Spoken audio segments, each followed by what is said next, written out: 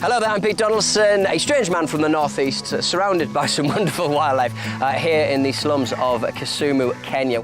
Kisumu sits on the shores of Lake Victoria. On the face of it, a beautiful city, but surrounding it, half the population live in unofficial settlements that have no water or sewage and which regularly flood. And out here in the informal settlements, 1 in 4 children will experience stunted growth due to repeated bouts of diarrhea and malnutrition. Practical Action, a fantastic charity, invited me down here to have a look at some of the infrastructure they're putting in and the education that comes afterwards. I'm going to be chatting to some of the people who live here about their day-to-day struggles.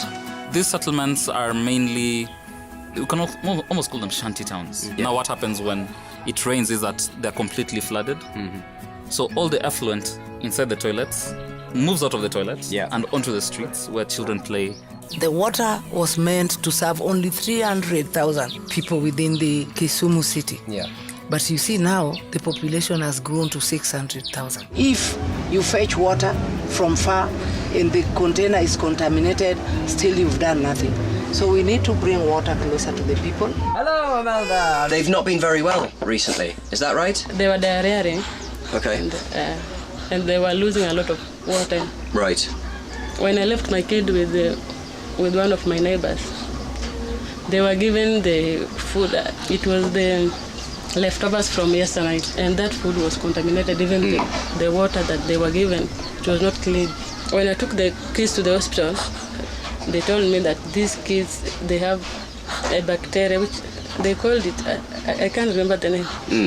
It was some terrible bacteria though, that children shouldn't have, presumably. In the Nyalanda settlement, I met the incredible Elizabeth, who works as a cleaner and who also cares for her 16-year-old sister. As you can see around, there's still some dirty water, running water, and they need to be drained. When it comes to water, I must ensure that the water is clean. Yes. And when it comes to drinking, we must boil the water. So we've heard about and certainly seen some of the problems the Kisumu's informal settlements experience thanks to its location right next to Lake Victoria and also the flooding that comes after rainy season. With unique problems come unique solutions, and I was really keen to see those that have been tried before and also some simple things that could be attempted to make a real difference in the community.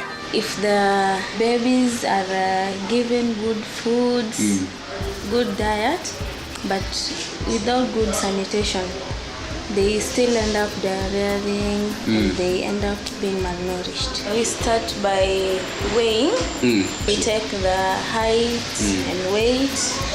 From that, you can know if the baby is underweight. Once the child food is contaminated, this will lead to diarrhea.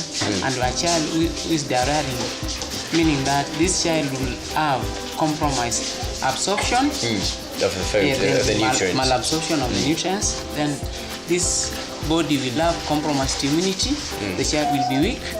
The child body will not be gaining weight, and even stunting. How important is hygiene to your children? You know, even if you look at our picture there. It's a big part. It's next to the kid playing football. We've got the child playing football, and then we've got the... Yeah, we have a subject for it. Okay. It's called life skill. In the morning, we have to teach them how to wash their hands, how to wash their face, and even to brush their teeth. Right. When they've gone to the toilet, after visiting the toilet, they have to visit that running tap water. Wash, wash, wash your hands. Wash, wash, wash your hands. So these murals are actually very important for us because whenever the children actually go to the toilet, it reminds them that they need to clean their hands. One of the ways of ensuring success is to get the community to take ownership of the projects themselves, to build pride in the work that's being done. Things are changing. Here used to be grasses. We have a daughter from this house, trained by Mama. And also I joined them. So we have to be the first one. Right. We lead by example. Even if we go to the toilet there, they have the practical lesson, they have come, they told us how to make. Because the water table here is very high. So they have trained us how to make the toilets. In many ways, people of my generation grew up watching images of African poverty right throughout the 80s and 90s, and I think naively I had a very sort of simplistic view of what I might experience here. I thought I'd see people who couldn't fend for themselves, couldn't work with the resources that they had, but what I'm actually seeing is just people who do the exact same things that our parents did, that we do. They just do it with sod all money, basically.